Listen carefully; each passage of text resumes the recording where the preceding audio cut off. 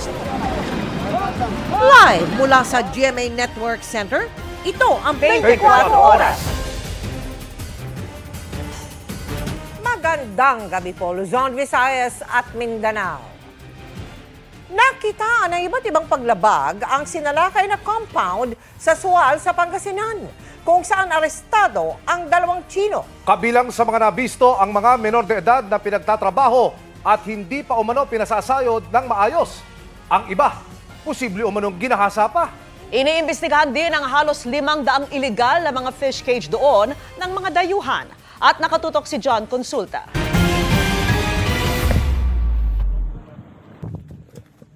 Bit-bit ng search warrant. Pinasok ng NBI Cybercrime Division at Special Task Force ang compound na ito sa Sual, Pangasinan. Mabilis na pinuntahan ng mga ahente ang mga target area sa compound. Nang mapasok ang kwarto, agad na aresto ang 2 Chinese na umano'y part owner ng kumpanya. Ilang taon ka na, kapatid? 17, 11, 12. Nasagip sa isang warehouse ang 3 minor de edad at nang tanungin kung magkano ang bayad sa kanila at ano ang pinapagawa. 150 isang araw? 150 lang? Ang bubuhati mo, sako? Ilang sako nabubuhat mo isang araw? Ilang sako nabubuhat mo isang araw? Ha? 50? Sumunod at tumulak ang isang bangka sakay ang mga ahente ng NBI sa mga fish cage. Doon naman nasagip ang 2 pang minor de edad na pinagtatrabaho rin. Sa kabuuan, 10 ang nirescue na minor de edad na ayon sa NBI, pinapagamit ng mga peking ID para palabasing hustong gulang na sila.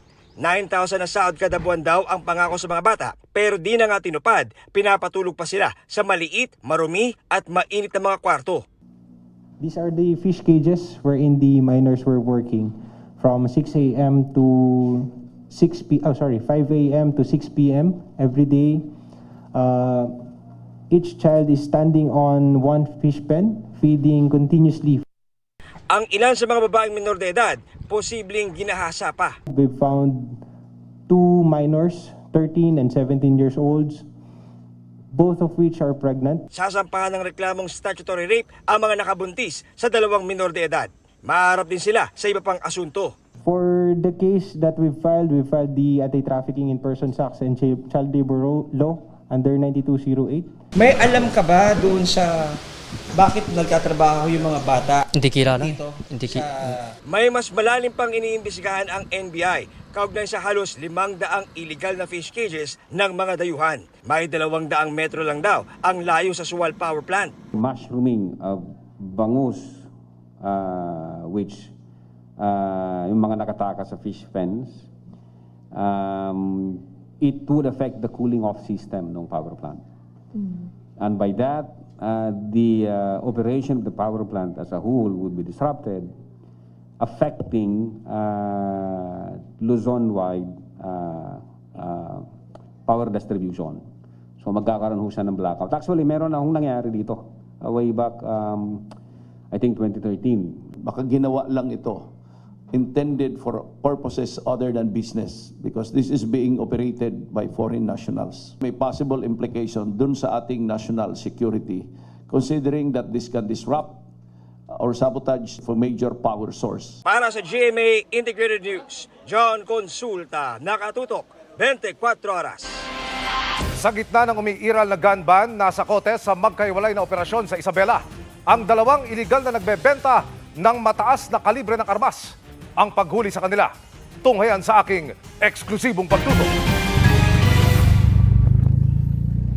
Dahil sa loob ng sasakyan isasagawa ang buy-bust operation, tinaniman ng kamera ng mga pulis ang kotseng kanilang gamit para madokumento ang bentahan ng iligal na armas. Maya-maya'y dumating na ang suspect. Umupo ito sa likuran at iniabot agad sa pulis ang isang kulay itim na package. Nang buksan ito ng undercover na pulis, tumambad na ang ibinebentang mataas na kalibre ng armas.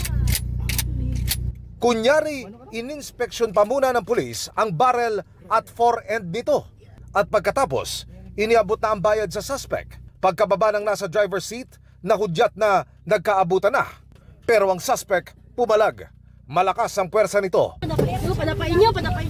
At kinailangan ng mga pulis na magtulong-tulong para siya'y mapusasan. Inaresto ng CIDG Region 2 Sa Santiago City, Isabela ang suspect na ito dahil sa lantarang pagbebenta ng mga armas online.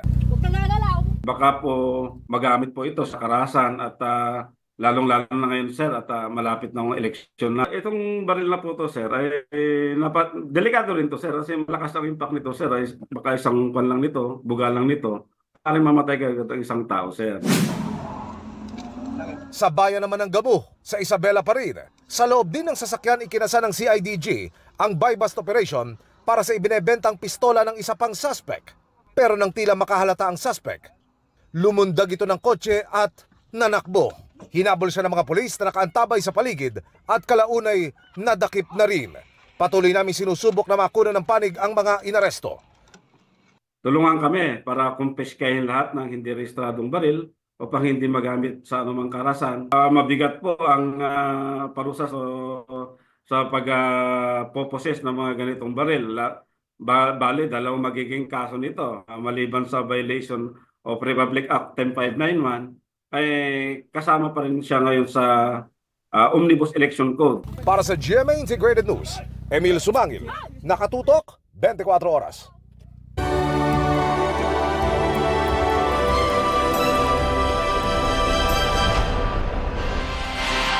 Halos araw-araw nagpupulong ang mga kardinal ng Simbahang Katolika bilang paghahanda sa isasagawang conclave bukas sa Vatican para sa pagpili ng susunod na Santo Papa. Dito nangako ang mga kardinal na kanilang susuportahan ang sino mang mapipiling susunod na mamumuno sa halos 1.5 bilyong Katoliko sa buong mundo. Live mula sa Vatican, nakatutok si Connie Season. Connie? Yes, Mel. Sa bisperas nga ng conclave ay naririto na sa Roma ang 133 cardinal electors na siyang pipili ng bagong uupong Santo Papa. At kung nakikita nyo sa aking likuran ay may mga unti-unti nang lumalabas ng mga cardinal electors. Ang ibig sabihin yan, sa oras dito sa Vatican na 12:38 ng tanghali ay tapos na ang 12th General Congregation. At talagang abalang-abala ang marami, syempre pa, sa paghahanda sa napaka-importanteng pagtitipon na ito sa mga Katoliko sa buong mundo. Maagang dumating sa Vatican kanina ang mga kardinal para sa ika-12 congregation nila bago ang pagsisimula ng conclave bukas. Pinag-uusapan sa congregation ang mahahalagang isyong kinakaharap ng simbahan. At dito rin nangako ang mga kardinal na susuportahan nila sino man ang mapili na bagong Santo Papa. Sa bisperas ng conclave, naabutan ng GMA Integrated News ang mga kardinal na pumapasok sa Casa Santa Marta. Nakangiti ang mga ito at kumakaway. Una na rin nga na balita dito naman sa Vatican na may isang kardinal na nagsasabi na napakaganda na maraming media from all over the world ang nagiging interesado sa pag-cover nitong papal conclave. Ito ay dahil na rin sa patunay daw ito na buhay ang salita ng Diyos o yung gospel. At sinasabi nga dito na bawat report ay may kaakibat din syempre na responsibilidad ng bawat media na magsasalita at magbibigay ng mga impormasyon sa taong bayan. Ang mga kardinal na na-interview natin, sinabi na inaasahan nilang magiging maikli lang ang conclave. Ayon kay Cardinal Gregorio Rosa Chavez ng El Salvador, may 5 pangalan ng papabili ang madalas lumalabas at matunog na po pwedeng pumalit kay Pope Francis. Tumanggi siyang sabihin kung sino-sino ang mga ito, pero tingin niya may bagong Santo Padre na bago matapos ang linggong ito. I think next Friday you'll know who is new Pope. Maybe Friday in the afternoon, we'll know his name. 133 ang cardinal electors na boboto sa conclave. 3 sa kanila, Pilipino, sina Cardinal Luis Antonio Tagle, Cardinal Jose Advincula at Cardinal Pablo Virgilio David. Sa briefing ni Holy See Press Director Mateo Bruni, inaasahan daw na lilipat na ang mga cardinal elector ngayong gabi sa kanilang magiging tirahan sa Casa Santa Marta o sa katabing Santa Marta Vecchia. Iiwan ng mga kardinal ang mga cellphone nila sa kanilang tirahan at di madadala sa Sistine Chapel kung saan gaganapin ang conclave. Malaya rin daw magsalita ng 5 minuto ang mga cardinal electors tungkol sa mga isyu sa loob ng conclave. Matipid man ang ibang kardinal sa pagbibigay ng impormasyon, di naman sila nag-atubiling magbigay ng kanilang basbas sa mga humihingi nito sa kanila kapag lumalabas sa St. Peter's Square. Ngayon pa lamang, handa na ang papal vest na unang isusuot ng susunod na pope. Ginawa ito ni Senyor Raniero Mancinella, ang may-ari ng Atelier Mancinelli dito sa Roma. Si Mancinella rin ang tumahi ng papal vest ni Pope John Paul II, Pope Benedict at Pope Francis. Sabi niya, handa na rin ang zuchetto at sash ng bagong papa. Gawa raw ang mga ito sa light wool.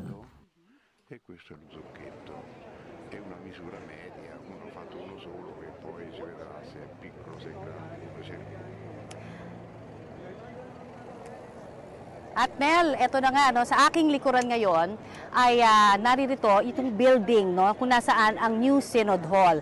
Diyan sa loob nagkakaroon ng sunod-sunod na congregation ang ating mga cardinal electors. At kanina, no, tuloy-tuloy din na lumalabas ang mga cardinal electors. May mga naglalakad, meron din mga nakasakay sa kotse. Pero ang maganda rito ay talagang inaabangan, ano, ng mga media ang paglabas ng mga cardinal electors. At talaga hong may mga turista rin na nag-aabang dito. At talaga hong magiging napakahigpit ng seguridad. Ayon na rin yan sa Holy See Press Briefing.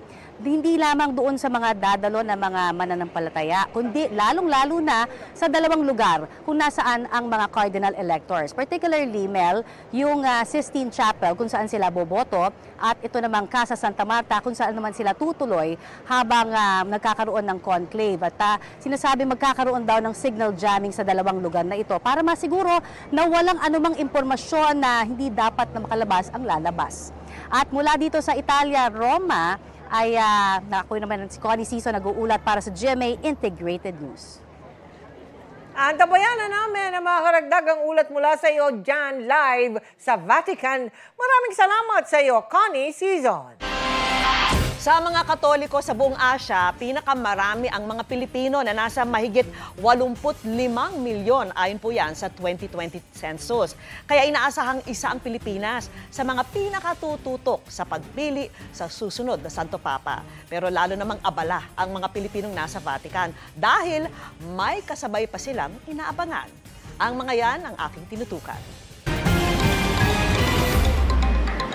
Magsasabay ang dalawang mahalagang eleksyon sa buhay ng mga Pilipino. Isa para sa bagong Santo Papa at yung isa naman para sa mga bagong opisyal ng ating bansa. Kaya naman ang Philippine Ambassador to the Vatican na si Myla Makahilig humingi ng dasal, lalo pat ang embassy natin sa Vatican ang siya ring magsisilbing voting precinct para sa mga Pilipinong pare at madre na naroon. This is the first time that we're doing this, but we're happy that, ang mga pare at madre at seminarians natin who are eligible to vote really do take time. At kung conclave naman ang pag-uusapan? I wouldn't want to speculate. I think it's something that we all have the responsibility for in terms of praying for what is best for the Church. Sa Vatican, kung saan maraming Pilipino ang bahagi ng staff, taimtim na rin ang mga dalangin. Para naman kay Father Greg Gaston na namamahala sa tirahan ng mga kardinal habang sila'y nasa Roma, nag-iwan siya ng simpleng payo para sa mga deboto. Bring joy, love, peace, justice into this world, and we do that each day in our daily life, and that way we also sort of continue the mission of Pope Francis. Si First Lady Liza Marcos na kasama ni Pangulong Marcos na dumalo sa funeral mass ni Pope Francis kasama sa mga nananalangin para sa mga kardinal ngayong magsisimula na ang conclave. I just wish they choose the right person, somebody like Pope Francis, no? Somebody that will bring, that's not dogmatic, that will bring the church back to us, Christianity. Somebody who's humble, kind. One thing with Pope Francis, I feel he brought... Para sa GMA Integrated News, Vicky Morales, nakatutok, 24 oras.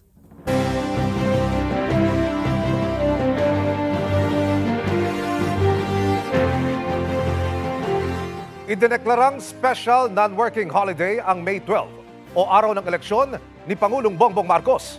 Ito raw ay para bigyan ng pagkakataon ng mga Pilipino na magawa ng maayos ang karapatang makaboto para sa national and local elections.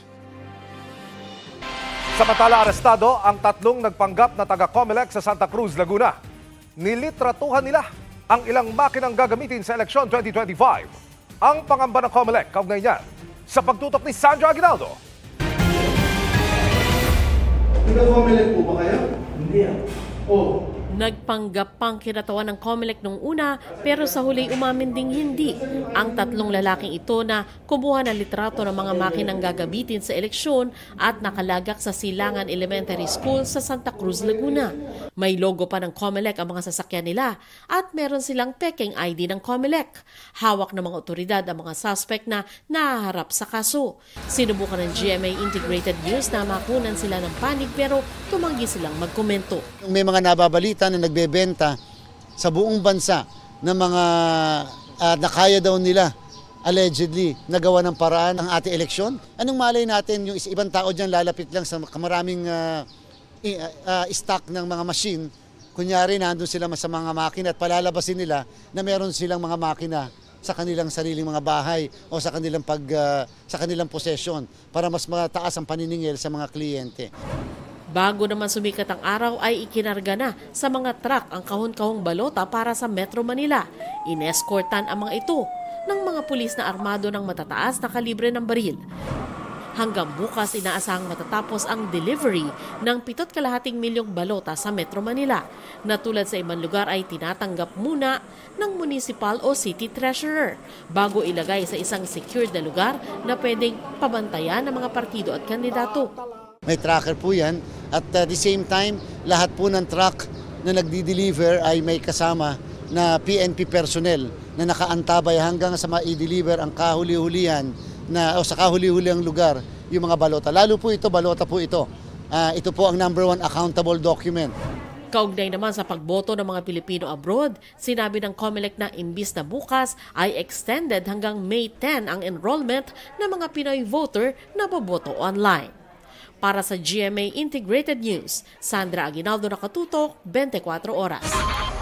Arestado ang tatlong snatcher sa Commonwealth Avenue sa Quezon City. Ang modus nilang nabisto sa isang viral video, pagsiksik at pagsabay sa dagsa ng mga commuter. Panoorin po yan sa pagtutok ni June Veneracion. Ayan, sitakbuhan sila. Kasi may bus na darating. Nakarating sa kaalaman ng PNP-CIDG ang viral video na ito ng mga money snatcher sa Commonwealth Avenue, Quezon City. Pansinin nyo, hindi yan sasahay. O yan na, bumaba sila. Wala na, finish na. Kahapon, muling umatake ang mga suspect sa Commonwealth Avenue. Isang babae ang kanilang nakuha na ng cellphone. Nandun ang mga pulis, kaya narespondihan agad ang paghingi ng tulong ng biktima. Nag-hot pursuit yung operatiba natin. 5 ito sila. Yung 3, nahuli natin pero yung 2, nakatakas. Estilo raw ng mga suspect na magbihis na parang ordinaryo lang na commuter. Maniniksik daw sila sa loob ng bus. At mga babae ang karaniwan nilang target. May taga-distract, may iba yung kukuha ng cellphone. Pag nakuha, ipapasa doon sa likod hanggang makarating doon sa ibang kasama nila.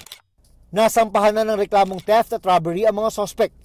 Umaapila ang CIDG sa iba pang biktima ng grupo na magsampa ng reklamo.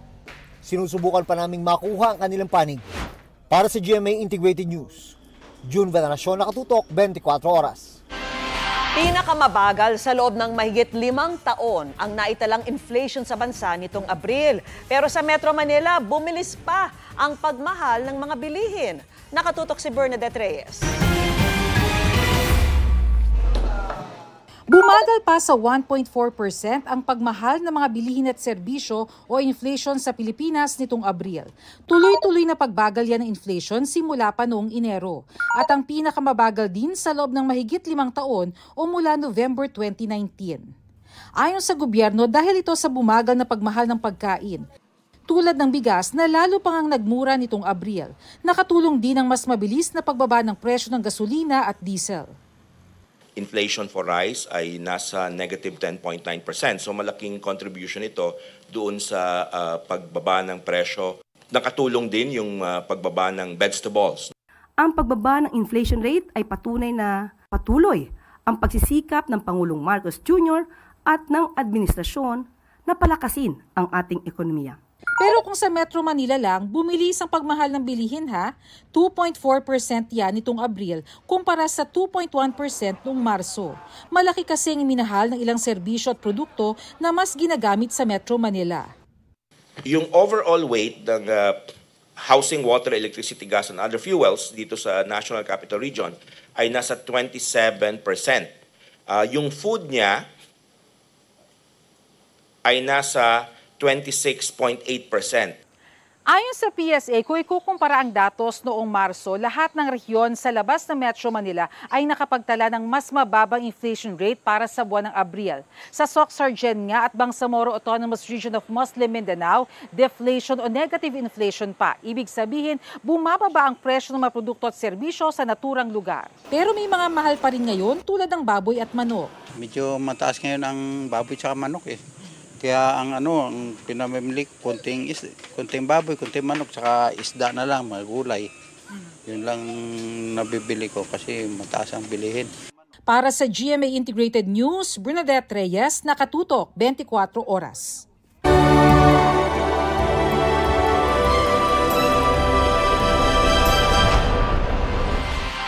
Mga kapuso, kasabay ng pagtanggap sa misyon ng simbahan ang pagpapalit ng mapipiling Santo Papa ng kanyang pangalan. Nakasanayan na ito simula pa noong ika-10 siglo pero tradisyong pinaniniwalaang nakaugat sa Biblia. Ang sinisimbolo nito sa pagtutok ni Maki Pulido. Habemus Papam.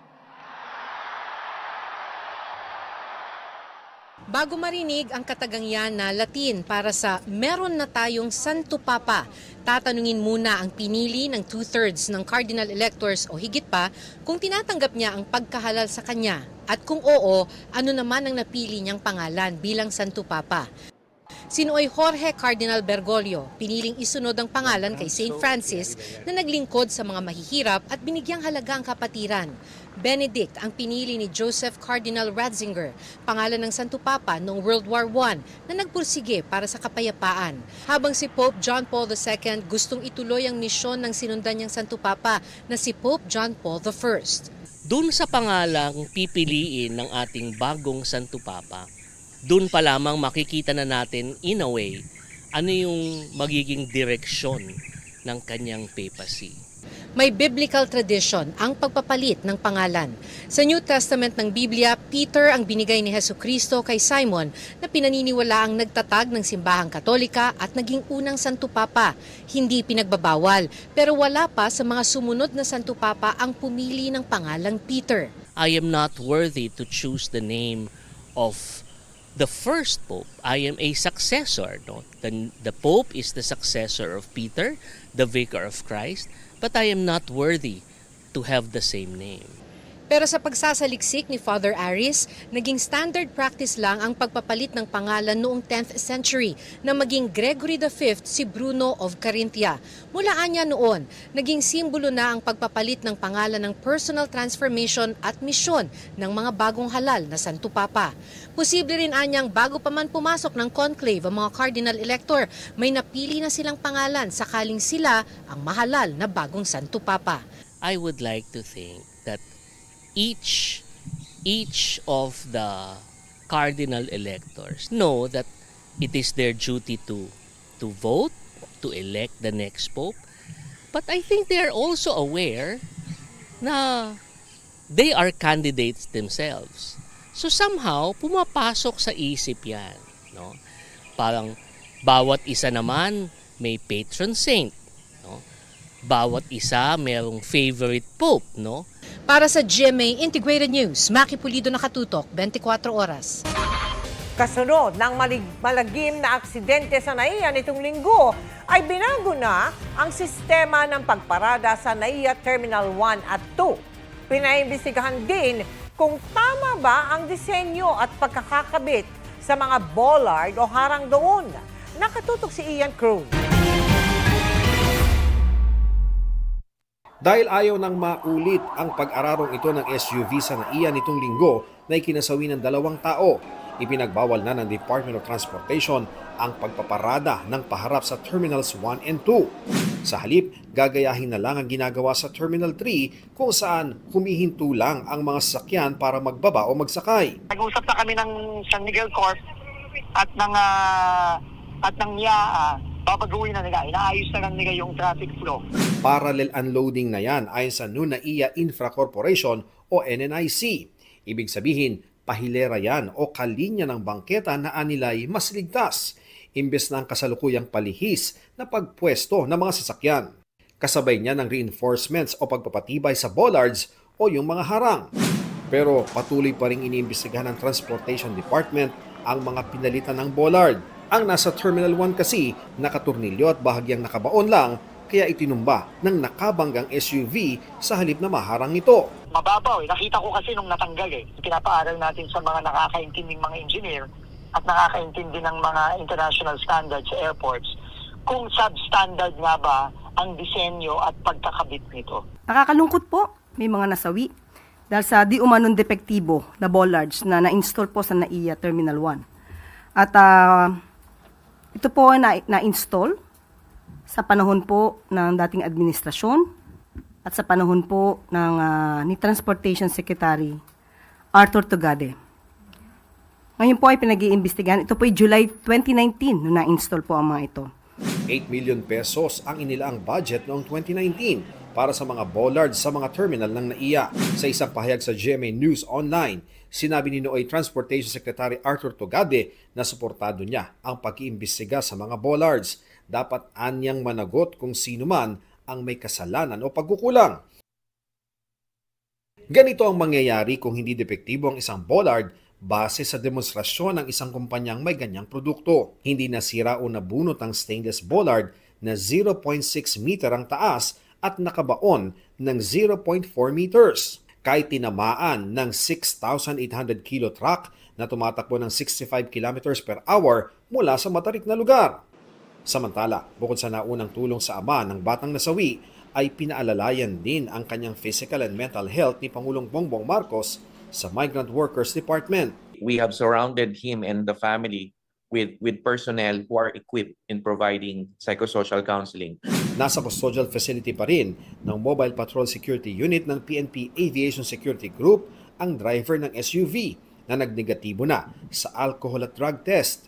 Kahapon siya na-inquest para sa mga reklamong reckless imprudence resulting in 2 counts of homicide, multiple injuries, and damage to properties. Kabilang sa iniimbestigahan ay human error. May mga factors pag yung mga drivers natin is hindi na-concentrate. Minsan, pag tuliro, maraming iniisip. Minsan yung cellphone is tinitignan yung cellphone. Isa rin po yan sa factor. Tumanggi na magpa-interview ang driver ayon sa mga pulis. Para sa GMA Integrated News, Ian Cruz nakatutok, 24 oras. Good evening mga kapuso! Beyond grateful si Christian Bautista sa muli niyang pagpirma ng kontrata sa GMA Network. Ano pa kaya ang gusto niyang ma-share ni Christian sa mga kapuso? Makichika kay Nelson Canlas. Balladeer, Christian Bautista. 12 years and counting. Going strong as a kapuso si Christian Bautista na inirelate pa ang isa sa mga pinasikat niyang kanta sa kanyang relasyon sa GMA.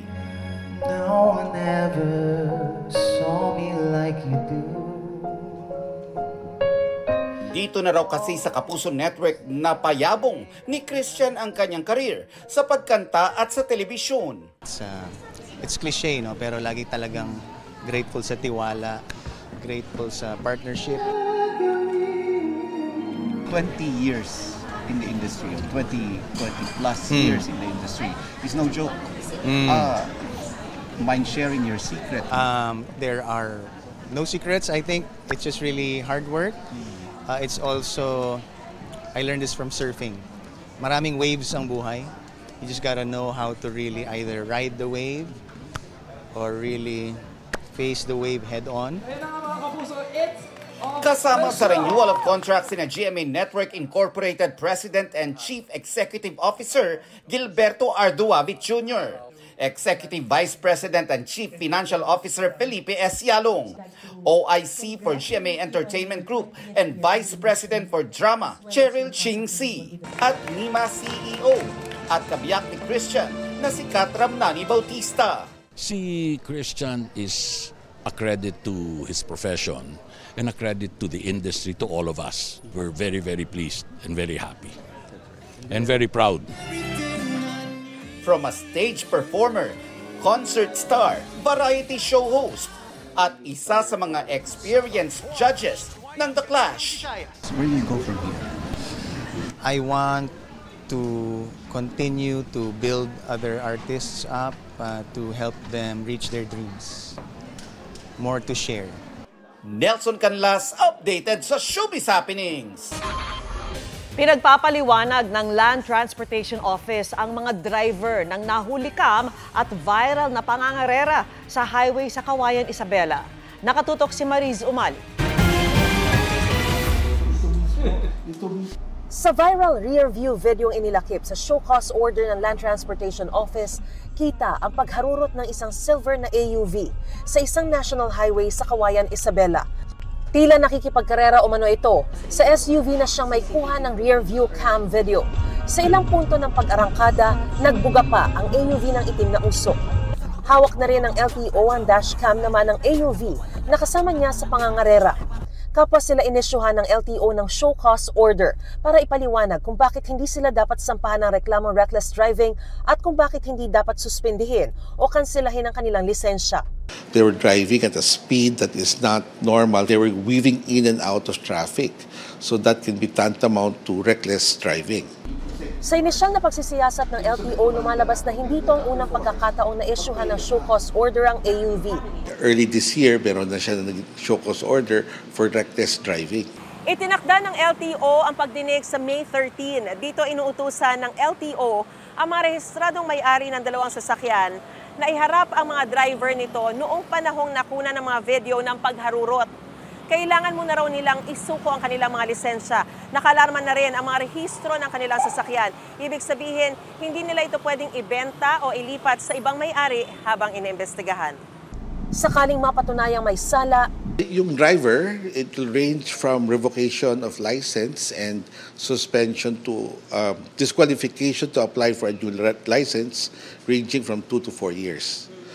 Yung may-ari ng sasakyan naman can face zero penalty. hindi rin lusot ang sasakyang nagbuga ng itim na usok. May penalty fine yun, 5 to 15,000. Depende din kung ilang beses na na-penalize. Para sa GMA Integrated News, Mariz Umali, nakatutok, 24 oras.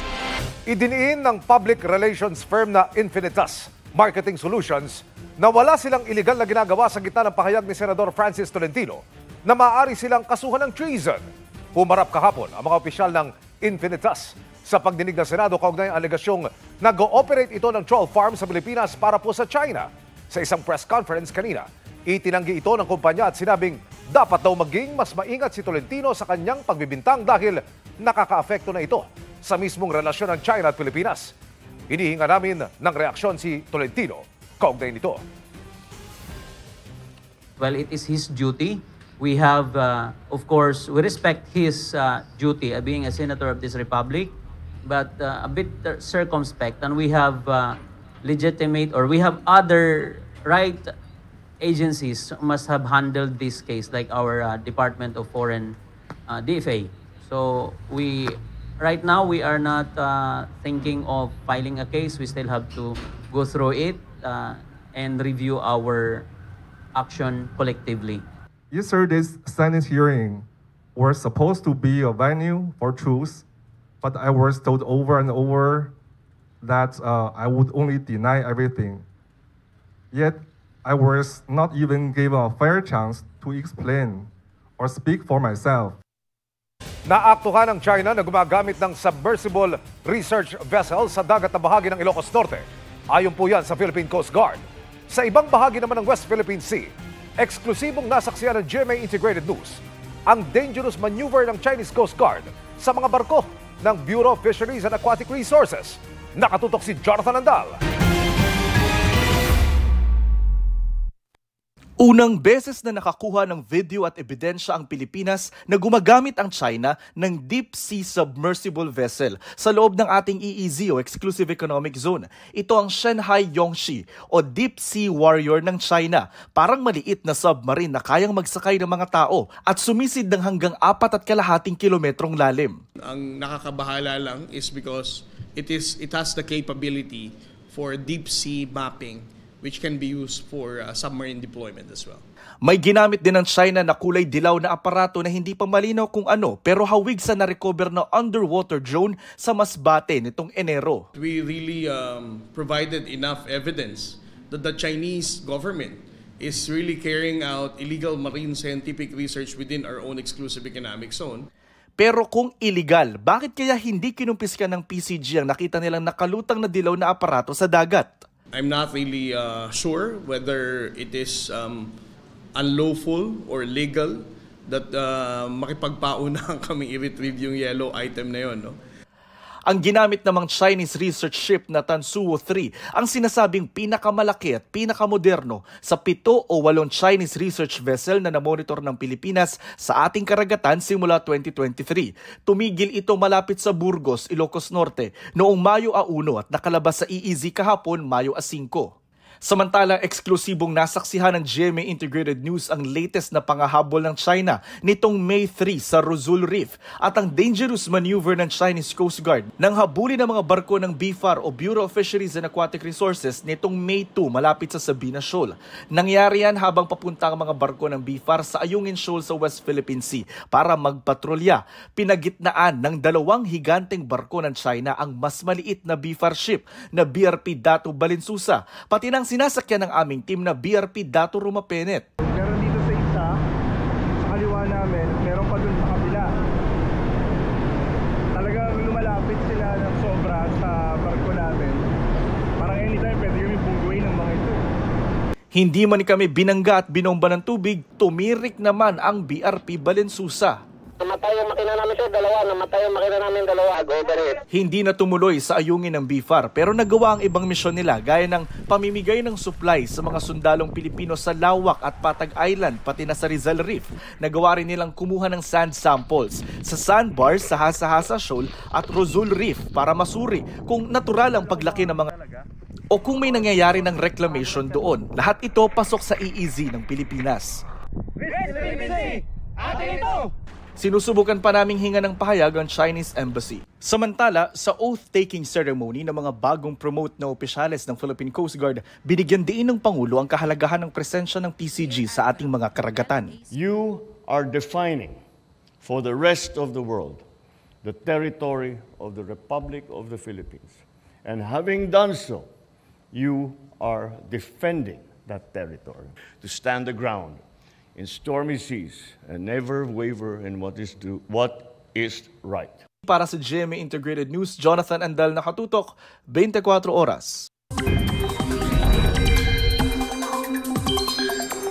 Mga kapuso, 2 low pressure area na po ang minomonitor ngayon sa paligid ng bansa. Una riyan ang LPA na ilang araw nagpaulan at huling namataan 415 kilometers kanluran ng Abukay, Bataan. Ayon po sa Pag-asa, papalayo naman yan at wala ng epekto sa bansa. Ang isa pang LPA ay nasa 190 kilometers east-northeast ng Borongan, Eastern Samar. Sa ngayon, mababa ang tsansa nitong maging bagyo pero mararanasan na ang direktang epekto sa ilang bahagi ng Visayas at Mindanao. Easterlies naman ang patuloy na makakaapekto sa natitirang bahagi ng bansa. Base po sa datos ng Metro Weather, umaga pa lang may pag-ulan na sa Southern Luzon, Visayas at Mindanao. Magtutuloy-tuloy ang mataas na tsansa ng ulan hanggang hapon at gabi at meron na rin sa ilang bahagi ng Northern at Central Luzon. Maging handa po sa banta ng baha o landslide. Kahit napapadalas na ang thunderstorms sa pagpasok ng Mayo, ramdam pa rin ang mainit at maalinsangang panahon. Bukas, danger level na aabot sa 42 hanggang 44 degrees Celsius ang inaasahan sa 19 na lugar kasama na po ang Metro Manila. Pero kahit mainit, gaya po kagabi at kanina, posibleng maulit ang pag-ulan bukas. Patay ang isang nagbabuy and sell ng sasakyan online nang barilin siya ng isa sa mga buyer sa kanilang meet-up kagabi. Arestado na ang 5 suspect na lumalabas na may mga dati na ring kaso. Nakatutok si Mark Salazar. Sa 3 baril at 5 suspect natapos ang buhay ng isang nagbabuy and sell ng sasakyan online. Pasado alas 11 kagabi, nakipag-meet up ang biktima sa 2 interesadong bumili ng kotse. Nagsama ang seller ng 2 kaibigan sa West Service Road, Barangay Marcelo Green, Parañaque City, kahabaan ng South Superhighway. Pero matapos i-test drive ang sasakyan, binaril ng isang buyer ang seller. And then, without any provocation or anything, pagtapat doon sa victim, bumaba ng sasakyan, bumunot ng barel, pinutukan ng 2 beses yung ating biktima at inutusan yung testigo natin na tumakbo ka na. Ayon sa isang kaibigan ng biktima na kasama ng isang suspect na nag-test drive, may narinig na po akong 2 putok. Pagkaputok po, ginanon po agad ako ng baril sa ulo nung nasa loob na nag-test drive. Sabi sa akin na ka na lumaban. Kinuha po yung cellphone ko. Ayoko po sana bigay yung susi. Nasa akin po yung susi eh. Nag-alangan po ako, baka po barilin po ako eh. Tapos yun po, bumaba na po ako.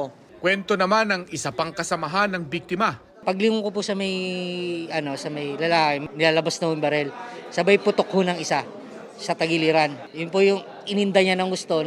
Nag-slow mo na po lahat sa akin eh. Tapos nakatitig lang ako sa bumarel. Shock. Nung pangalawang putok, dun po ako na parang nagising, sabay nakatakbo po ako. Tumakas ang 2 suspect, tangay ang ibinebenta sa kanilang SUV. Pero naging misteryo nang makita ang sasakyang abandonado sa di kalayuan at tumakas sila gamit ang sariling motor. Nang sundan ng CCTV ang pinuntahan ng getaway motorcycle, nalantad ang motibo sa krimen. Doon namin nakita kung saang bahay pumasok. Yung motorcycle, doon namin nahuli yung 3 involved in illegal possession of firearms and illegal drugs. Possession area pala yung napasok namin. Ito pong grupo na ito ay isang gun for hire and they admit na may mga previous participation sila. May warrant po yung suspect, yes, yung hitman. 2016 at saka 2017 na murder cases in Parañaque. Binayad lang po sa amin, pinagutusan lang po kami. May iba pa kayong kasama? Maliban sa 5? Ayaw naman magbigay ng pahayag ng iba pang suspect. Sa korte na lang po, sir. Sa korte na lang po. Kakasuhan ng murder, carnapping at paglabag sa gun ban ang 5 arestadong suspect. Tinutugis naman ng pulisya ang mastermind sa pamamaslang. Para sa GMA Integrated News, Mark Salazar. Nakatutok, 24 oras.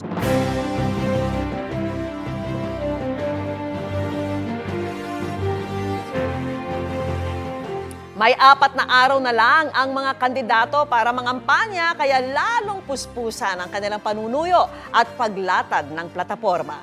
Nakatutok si Ivan Mayrina. Paglaban sa korupsyon ang idiniin ni Ronel Arambulo, Representative Franz Castro at Liza Masa. Mga manggagawa ng kinumusta na Modi Floranda at Jerome Adonis, Free Health Sciences Education ang nais si Nars Alin Andamo sa Maynila. Kasama nila kahapon sa Laguna sina Representative Arlene Grosas, Teddy Casino, David De Angelo, Mimi Doringo, Amira Lidasan at Danilo Ramos. Nangampanya sa Cotabato si Senator Bong Revilla. Si Representative Bonifacio Busita, ligtas sa pagmamaneho ang advokasya. Nakipagpulong si Atty. Angelo de Alban sa mga magulang ng children with special needs. Nag-motorcade sa ilang lugar sa Metro Manila sina Senator Bato de la Rosa,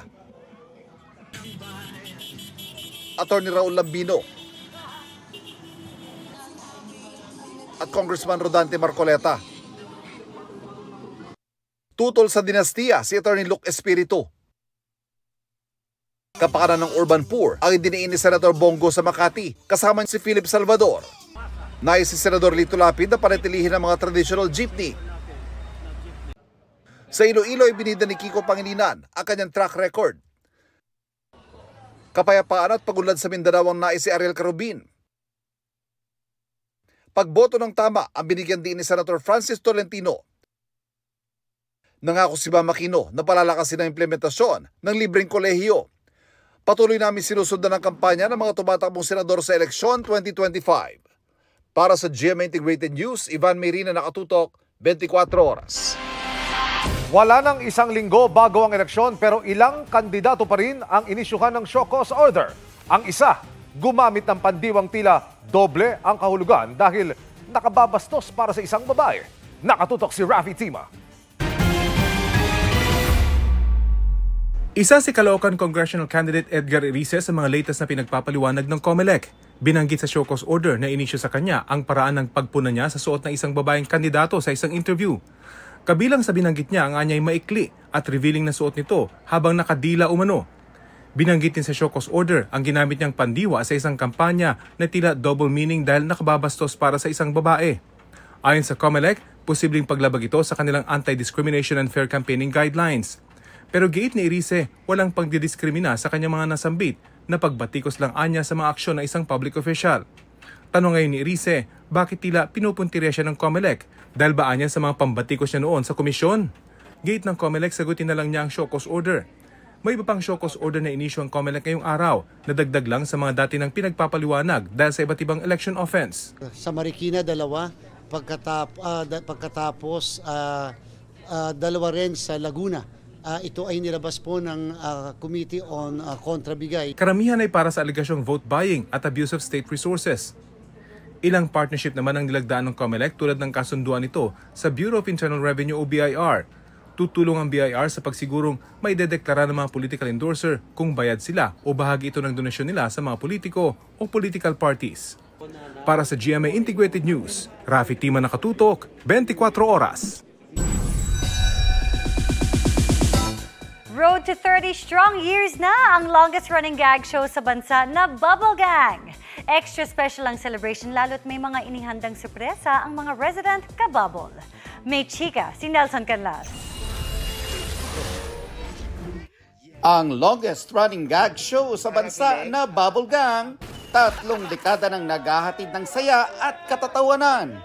Ngayong Oktubre nila ipagdiriwang ang 30th anniversary ng show. Kaya naman kwento ni nakapuso comedy genius Michael V at Paulo Contis, nakakatawa ka ba? May hinahanap silang bago. Siyempre, gusto natin yung gang na word sa Bubble Gang, maging totoong gang talaga.